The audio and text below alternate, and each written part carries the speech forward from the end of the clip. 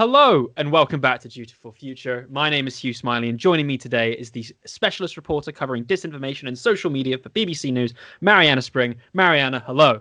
Hello. Right, thanks for joining us. Hope you're well. So just before we dive into anything in specifics, what on earth is a specialist reporter covering disinformation? What's the job? What do you do? So I am the BBC's first ever specialist disinformation reporter. And it means that I spend a lot of my time looking into online disinformation and conspiracy theories. That's obviously been extremely important during the pandemic, mainly because we've seen a lot of viral misinformation and conspiracy theories about coronavirus. But also more recently, I've been covering the US election and political disinformation surrounding that. What I try and do is not only investigate specific viral posts or YouTube videos, but actually get to the bottom of who spreads this stuff, who's impacted by it, and to try and humanize this whole topic of online disinformation, because it actually impacts all of us, and a lot of us come across it quite frequently. But it can seem quite boring if it's maybe just a fact check, which is obviously very important, but going beyond that I think is crucial, and so that's what I do a lot of the time. So I'm sure you get this question a lot, but I would kick myself if I didn't ask it first. What is the craziest, almost outlandish conspiracy theory you've had to deal with in a professional setting you tried to have to debunk or even engage with in any manner? So I think this is something that I often get asked this, and I find every time I'm asked it, I often have a new answer, because each week there'll be something that eclipses the previous week. But actually, I think at the beginning of September, I sort of reached my ultimate conspiracy theory that was very, very hard to address. And that's yet to be eclipsed. And it was linked to QAnon, which I think we're going to talk about, which is this unfounded conspiracy theory that suggests President Trump is fighting a secret war against satanic pedophiles in government, media, and business. And as you can tell, I've said that loads and loads of times. Perfect. You couldn't sum it up better. I don't think anyone in QAnon could summarize what they believe better. I go to sleep dreaming of that line because I have to say it so much. But when I attended a protest that was linked to QAnon, it was in London, but QAnon has rebranded itself under this new hashtag called Save Our Children. And a lot of the people at the protest were supporting this Save Our Children movement. And I spoke to three ladies who were all there. They were a range of different ages. One was in her 60s. The other two were a bit younger, in their sort of late 20s, early 30s. They were all British. They'd all grown up in London. And I started talking to them about why they were at the protest and whether they believed this conspiracy theory. And they immediately began rattling off a whole range of baseless claims and false allegations about specific people in power, accusing them of paedophilia. And whilst obviously we all know there are really serious allegations in cases of child abuse and trafficking, most of these are this is a political disinformation campaign that looks to smear President Trump's opponents. So I was talking to them all about this, and we were standing just near Buckingham Palace in central London because the protest had been taking place just by St James's Park, which is there. And one of the ladies just looked me dead in the eye and she said, "Right now, underneath our feet, there are babies in tunnels waiting to be eaten by Prince Charles." And she just turned around and pointed at Buckingham Palace as though that sort of explained it. And I just didn't know what to say. And so I rather than trying to say what babies, what tunnels, what, I ended up asking, "Where did you hear this?" And she said something along the lines of, "Oh, you just go on YouTube and search Prince Charles baby tunnels and you'll find it." And it was at that point where I had a real moment of realization that tackling conspiracy theories is so much more than trying to present people with evidence about why what they're saying isn't true. It's actually trying to understand why this lady had gone this far down the rabbit hole and was now believing things which to most rational people would just seem physically impossible. Where are the babies? Whose babies? And why would you want to eat them? What are the size of the tunnels? It's just not practical. I mean, come on. Are they on the tube? I mean, putting everything else aside, it just simply is not practical. I mean, come on. That can often be the best way of tackling conspiracy theories. A lot of people I've interviewed, particularly people who've lost loved ones and friends and relatives to conspiracy theories, which sounds quite dramatic, but it often is that severe and extreme. They said to me the best way of addressing those conspiracy theories is often, instead of trying to say, "Look, this isn't true and there's no evidence to substantiate this," actually saying, "Okay, say I believe you. How would this even work? How does that even make any sense?" For instance, the suggestion the pandemic is a hoax. If you ask someone, "Right, do you think for instance, I don't know, the people in charge are competent, they'll often say, no, I don't. See, well, how on earth would they be capable of orchestrating a global pandemic? It's an interesting question. Like, how do you go about like even finding a lot of these conspiracy theories, let alone trying to debunk them? You know, a lot of them like that I hear of are in like real dark corners of the internet, like your 4chans and like your private Facebook groups. How do you like wade through the internet with a shovel and a mask, trying to hide, trying to get rid of everything? It's a combination of different things, really. So I get a lot of audience tip-offs now that I do my job, and that's really useful, particularly for often the more innocent misinformation that's circulating, like viral WhatsApp messages on parent groups and things like that. I get lots of people who email me, and that's really helpful, particularly with WhatsApp, because we often can't tell what's going viral and what's reaching different people.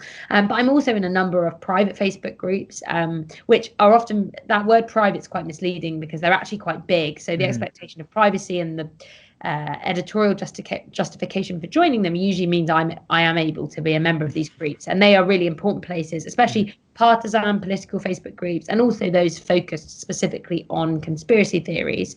So I tend to be part of those groups. I'm also part of a brilliant team at the BBC, which is our anti-disinformation team, and it's made up of 3 different teams. One is BBC Monitoring, one is BBC Reality Check, and one is BBC Trending. And across those teams, we have a number of analysts and specialists who spend a lot of their time using different tools like CrowdTangle, which is something you can use to scour through Facebook groups, or Spreadfast, again, which is a really good tool for scouring the internet. And a lot of them spend a lot of time doing that as well, which I'm very grateful for. So does it ever feel like there's so many of these conspiracy theories, and some of them have been around for so long and they've been debunked so many times? Like, things that come to my mind are like climate change denial or like flat earth, 2 conspiracy theories that have been around since like almost the dawn of the internet and have been debunked so many times. Do you ever feel like you're sort of wading into an endless pit of just rubbish, which like you're trying to chip away at? Yeah, I think that's really true, and sometimes I do feel like that. I think one interesting thing, firstly, those conspiracy theories you spoke about, there was a really great TikTok actually that went viral a couple of weeks ago, and it showed how the seriousness of different conspiracy theories. So the Loch Ness Monster rate's pretty low, but then a lot of the coronavirus conspiracy theories and QAnon rank pretty highly in terms of the damage that they can cause. And so in some ways, even though it can feel like really having to chip away at a quite unforgiving world and task, really, actually you end up it's got a purpose. Trying to argue with someone about whether the Loch Ness Monster exists is a bit pointless, because is there much harm that comes about because they believe that, unless they try and, I don't know, drain the lake or something. But actually talking to people about coronavirus conspiracy theories and understanding QAnon and where it comes from is important, because those things are public health threats and they undermine democracies, and they can be really dangerous. And I think what's crucial is, as I said at the beginning, not just fact checking, not just saying this is wrong, this is the truth, because that doesn't always cut through. What's crucial to trying to get on top of conspiracy theories and understanding how they work is actually speaking to the people who believe them, speaking to the people who spread them, understanding the ecosystem by which they spread, and humanizing the impact that they have. Quite recently, I interviewed a man from Florida who believed coronavirus was a hoax. He read about it on his Facebook page, and he and his wife didn't follow health guidance or seek help as soon as possible when they both fell ill with the virus back in May.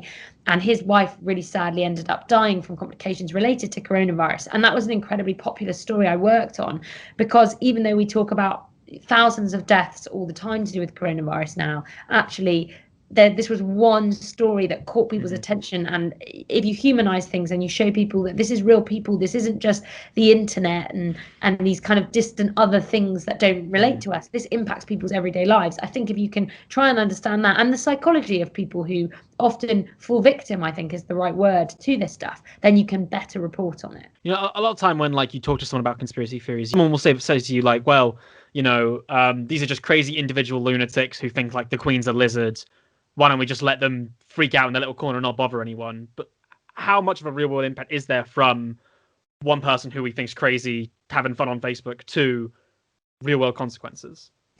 I think that social media has made that a much bigger problem, because actually people who have more radical views, very extreme views, promote dangerous conspiracy theories, whilst before they might have just gone and knocked on their next door neighbour's door and said some slightly strange stuff, or mentioned it to a shopkeeper when they went to buy some milk. Actually now they can speak to hundreds of thousands of people, millions even. And we've seen a number of the speakers who have taken part in rallies, in anti-lockdown rallies in Trafalgar Square. And while opposition, there are many legitimate reasons to oppose the restrictions and lockdown, and that's not really my area to cover, a lot of these protests have promoted really dangerous conspiracy theories. And you just see the movement, the cult, the number of people that are taken in by this stuff. And it's important as well that not everyone is totally extreme and hardcore. Often people will believe just one thing, and that slowly takes them down the rabbit hole, or they're susceptible to different levels of misinformation. And often I hope with the reporting I do that we're able to reach often not those people who are already too far down the rabbit hole to be helped, but those people who are perhaps just dipping their toe down the edge and thinking, oh, maybe this makes some sense. I'm a bit skeptical about this. Trying to explain to them that you probably have a legitimate concern. For instance, vaccines are a very good example of this. It's totally normal to be worried that a vaccine is safe, that it's approved, that it's not rushed, that it's perfectly tested. But people with those worries often then turn to conspiracy theories, e.g. Bill Gates is going to microchip us all or kill us all with a vaccine. And that's not a legitimate thing to think. There's no evidence for it. And it seems to most people really quite extreme. And you want to say to them, the view you've got is totally legitimate and normal. But you're turning to these conspiracy theories in order to explain stuff that feels quite incomprehensible and scary. Another really good example of this was I was recording a report back in sort of July time, and I was outside Topshop on Oxford Street where I was filming, and there were two guys in their 20s, and they were going into the shop, and just completely randomly one of them shouted, "Bill Gates is going to microchip us." And I thought, do they know who I am? I was really excited. I was like, oh, they obviously didn't know who I was.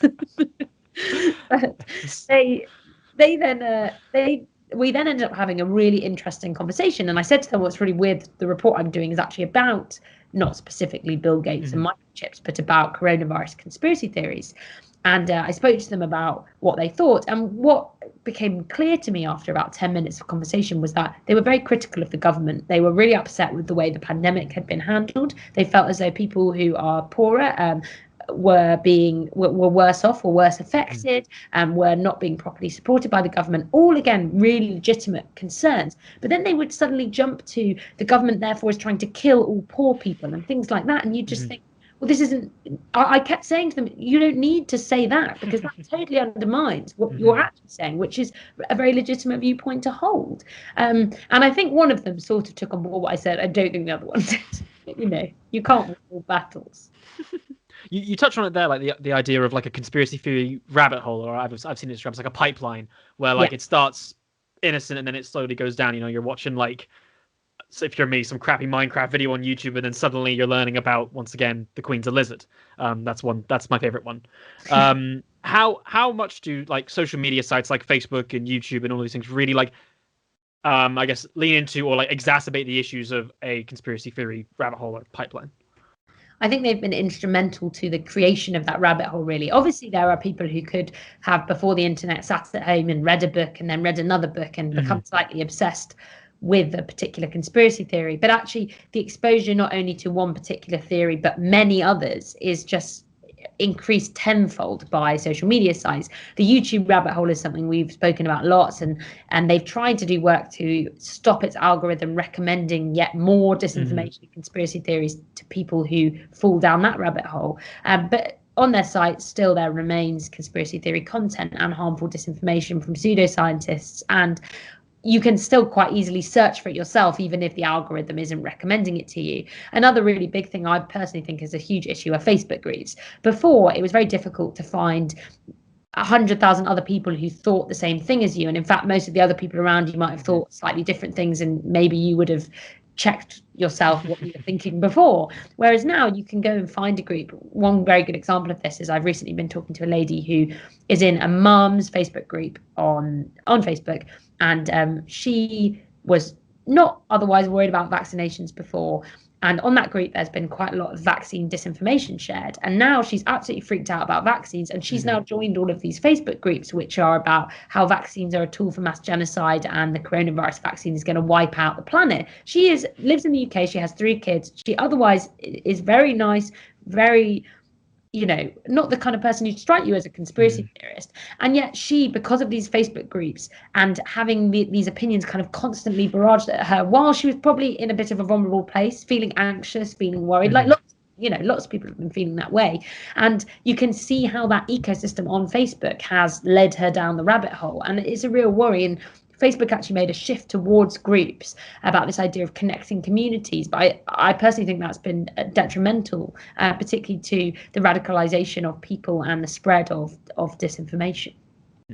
So one thing that's happened recently, specifically on Facebook, I believe they've banned Holocaust denial and like other quite prominent conspiracy theories.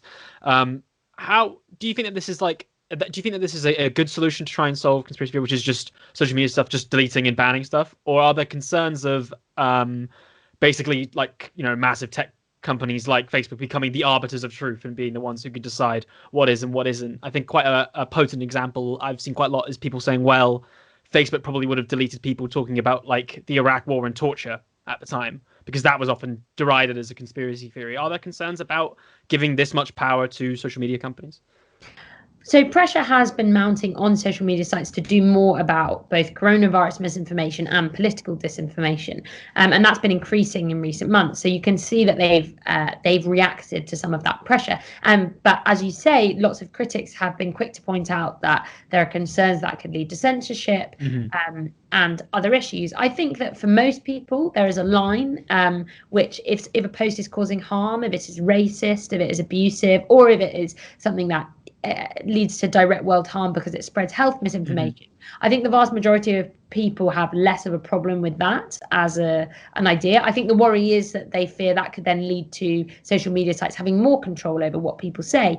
But in many ways, it's been the opposite for many years. Actually, social media sites have been incredibly reluctant to get involved with even harmful disinformation, for instance, that relating to the pandemic. So I guess from my own experience of dealing with the social media sites, that would be less of a concern for me. But I think as a philosophical question, it's a really interesting one.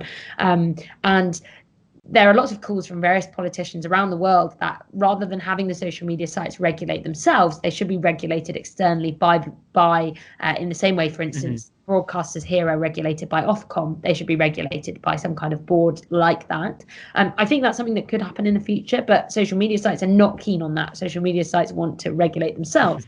And so you end up at this impasse. I think people would feel less weird if there was an objective regulatory body that was allowed to kind of oversee what people were sharing as opposed to the sites themselves. But again, as I say, they don't want to lose that power. So it's a really difficult question, and they obviously have become, a huge big deal. And a lot of what they do happens on a political backdrop. A lot of their fears about regulation also happen on a political backdrop. So it raises quite big questions about why they act when they act and the decisions they make. So I think it's now time. We've brought it up a couple of times. It's QAnon. It's QAnon time. Okay, so there was the amazing line earlier describing what QAnon is. You have an amazing article just out very recently. US election 2020. QAnon might affect how my friends vote. So QAnon, why has it become such a massive conspiracy theory, which as you said in the article, is potentially undermining democracy? QAnon is something that came out of the 2016 election. So like I said, it's people that think President Trump is fighting a secret war against satanic pedophiles. And its name comes from someone posted on a messaging board under this alias of Q. Because they said they had Q level security clearance. And then the anon obviously comes from anonymous because they didn't reveal what their name was. And Q frequently shares Q drops, so will reveal apparent secret intel from the top about what's really going on and all of the people opposing Trump.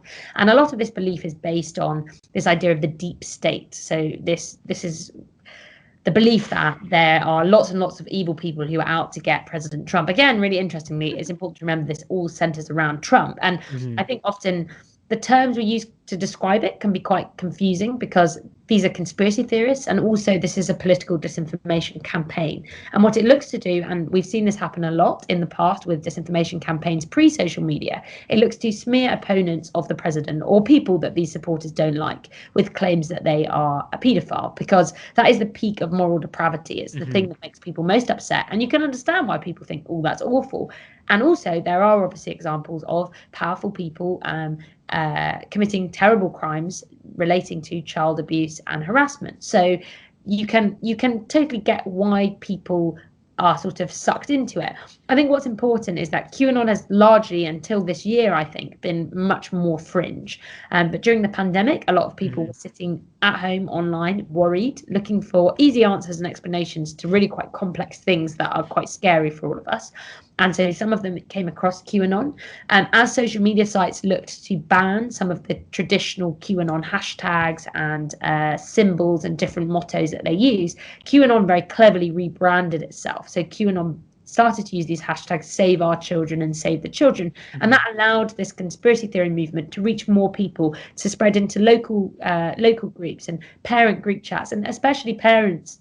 For parents, this is a very emotive topic, so a lot of them were really worried about this too. So you can understand why more people have been sucked into this slightly more palatable version of QAnon. But at its heart, what QAnon is a political disinformation campaign, and lots of the people here in the UK who believe it, or across the world, often aren't even aware of where this stuff has originally come from.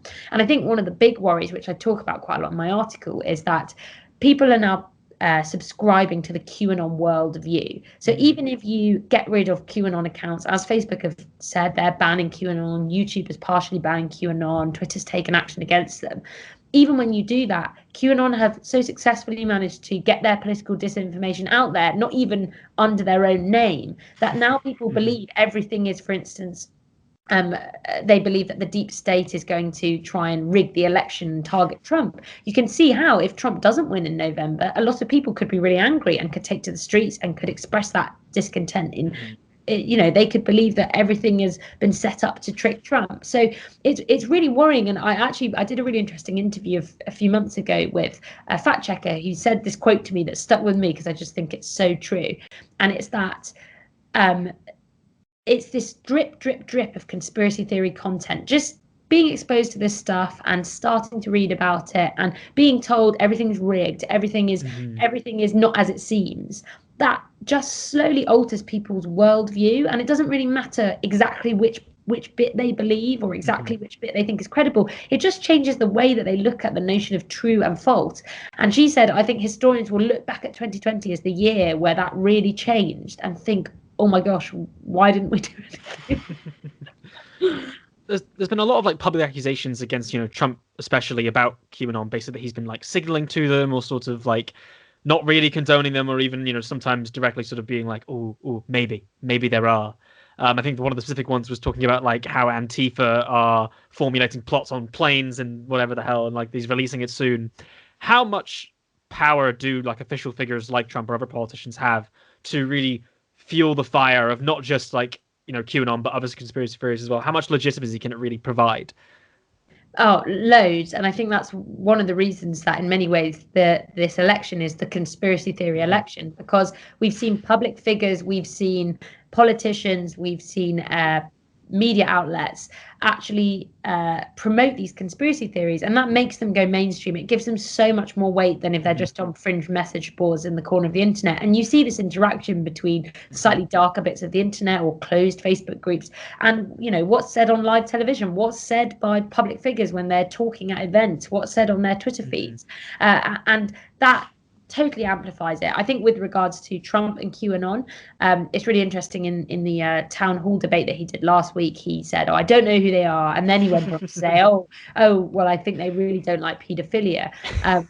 And you can see why this political disinformation campaign benefits Trump. So if you were the person who was making tactical decisions for Trump, you obviously wouldn't tell him to disavow it. It doesn't appear to have turned off. I mean, maybe we will later find out that actually the suburban mums he wants to reach decided not to vote Trump because they saw some horrible QAnon stuff. But I think that's very unlikely. So to him, it's just a way of galvanizing his base.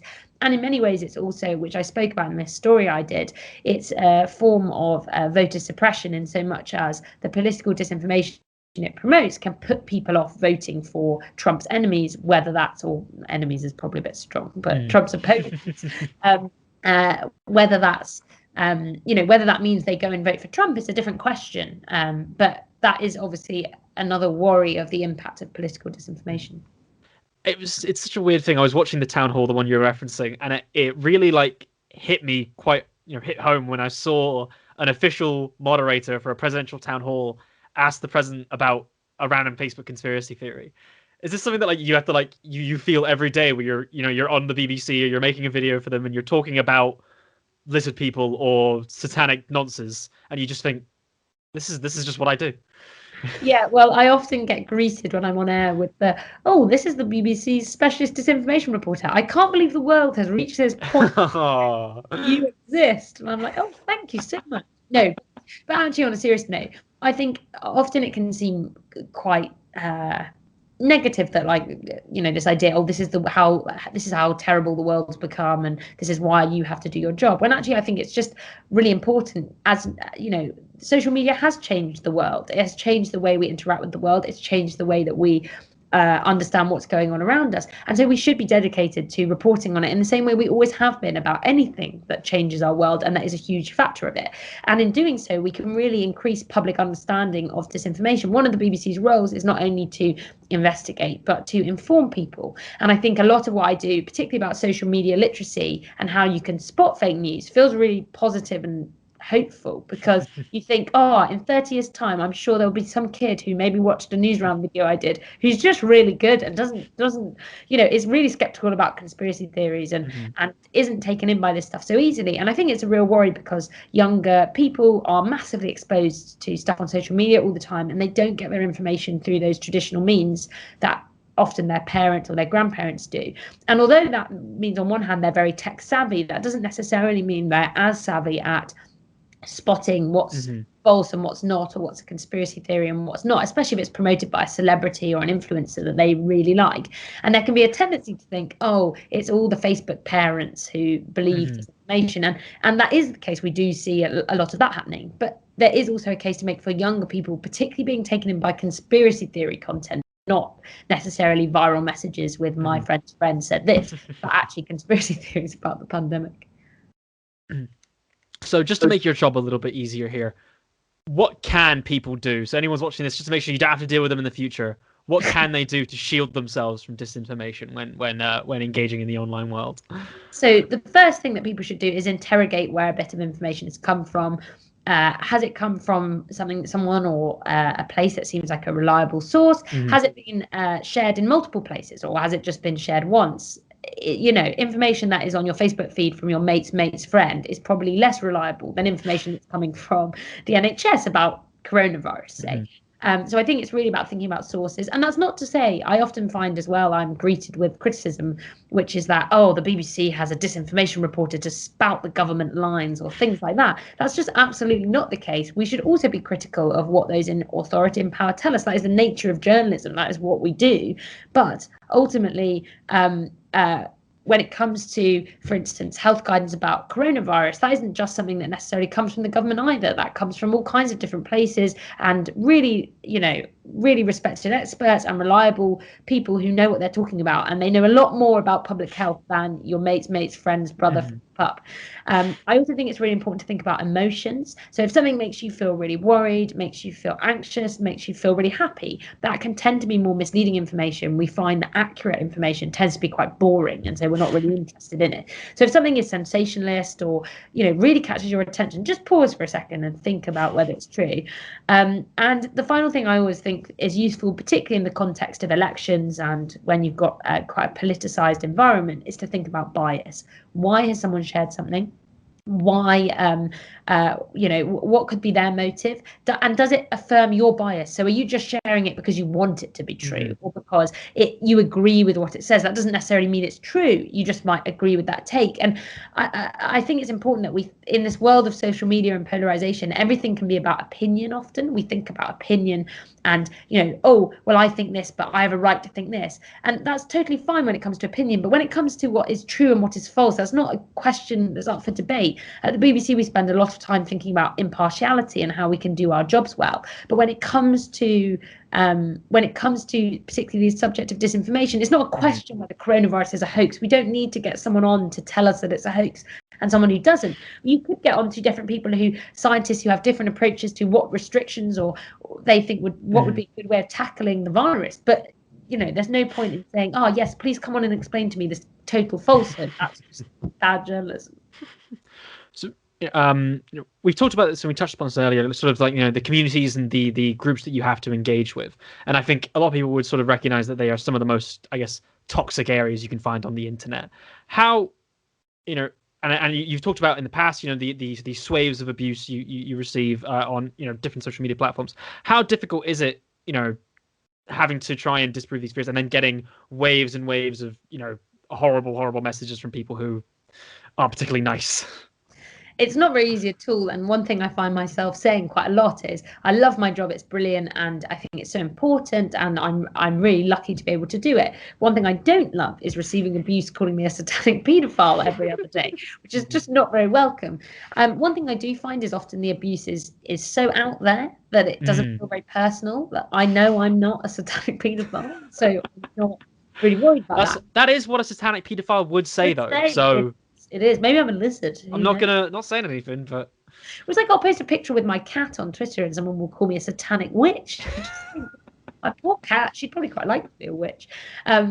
But I think the thing that's worse are threats, and I think particularly as a female reporter, I find that those threats are increasingly aggressive and really quite gendered in the form that they take. And they're things that I have to escalate higher. I have to flag to important people here to make sure that I'm kept safe or that our team is kept safe. And that's just such a waste of everyone's time, and it just makes you wish that people wouldn't behave in that way.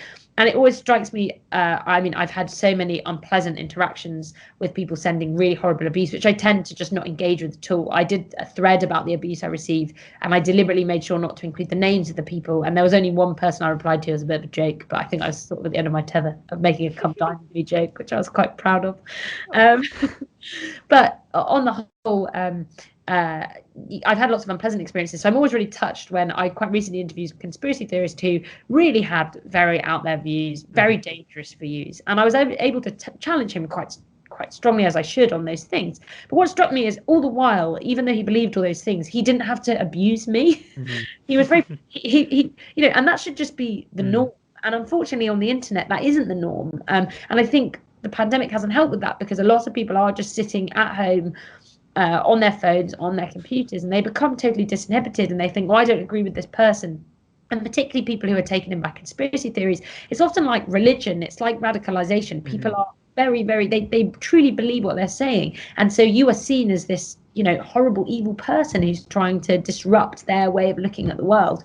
So that is not an easy thing to deal with, but unfortunately you just become quite used to it, and you kind of switch off to it. Which isn't good, but it's obviously like the coping mechanism that makes sense, really. And I'll occasionally be sitting, now I'll be sitting outside the pub, but sitting in the pub with my friends, talking about, oh yeah, and we'll be talking about our weeks, and everyone will be saying largely quite normal things, and I'll be like, oh yeah, someone sent me a death threat saying they hope that I go to the Satan's lake of fire, and you can just see everyone's faces like, pardon, it's a bit strange, and they'll be really worried about you, and you're like, well, I almost just start to see this slightly normal. It's not normal. It's just life. I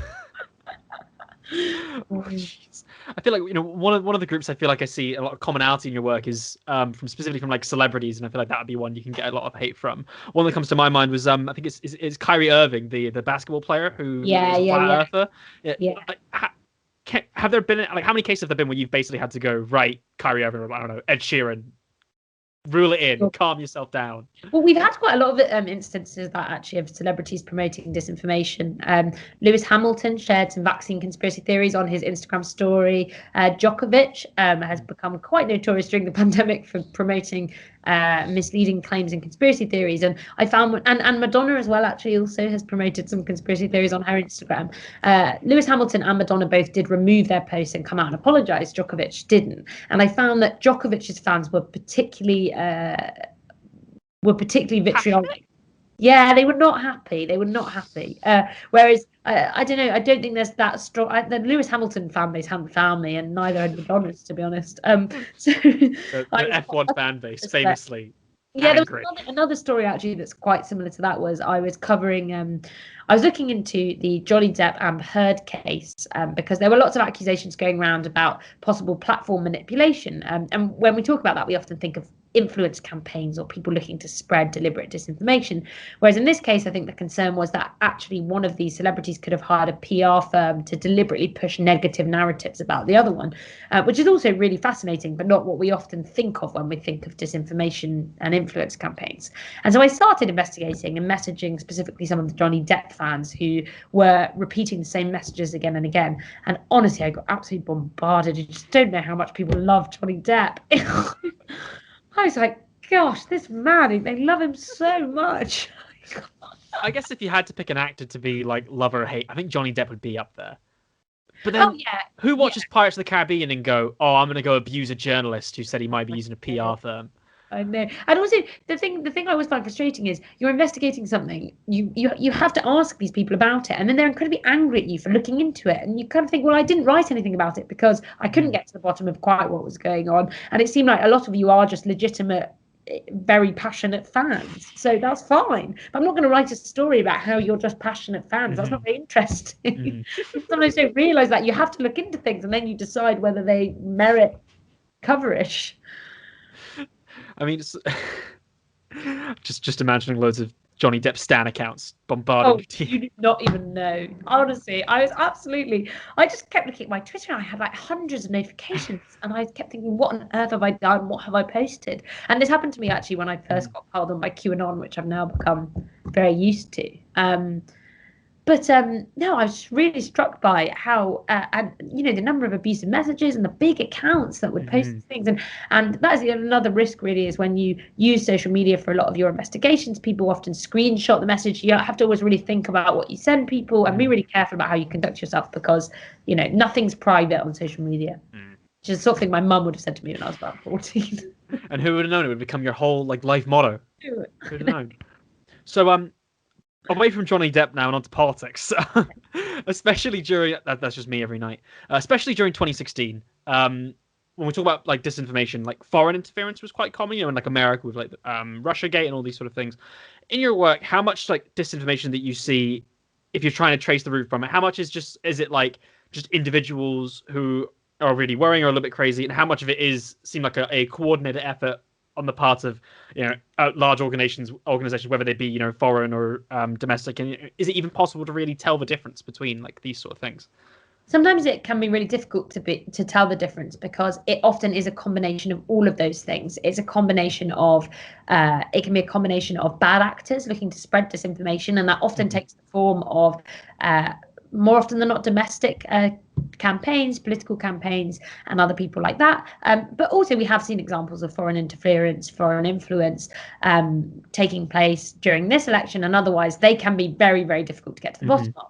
And then what they tend to do is reach people who are perhaps susceptible to this disinformation, and they then go on to spread it, often maybe unwittingly, not realizing the root of that disinformation. So it's part of this very complex ecosystem.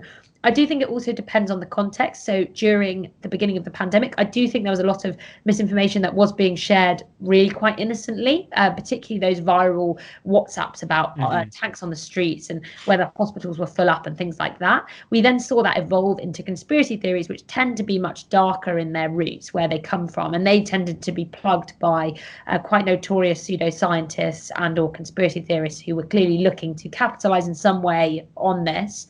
And I often spend a lot of time thinking about the intentions, whether it's clicks, whether it's money, whether it's politics. And that kind of leads me on to the second point, which is context of elections. You often tend to find stuff is coordinated, but you also find quite strong kind of organic movements of people who believe quite passionately in this stuff and succeed through very big Facebook groups in promoting disinformation, and their intentions can be less clear. Their links to official places can also be less clear.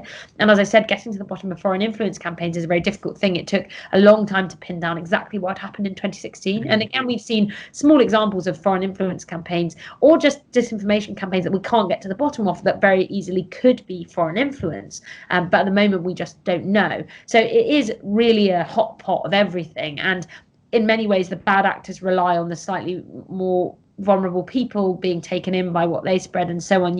It's quite hard to have one without the other. Although I would argue at the beginning of the pandemic, it felt more innocent. Life has taken a dull.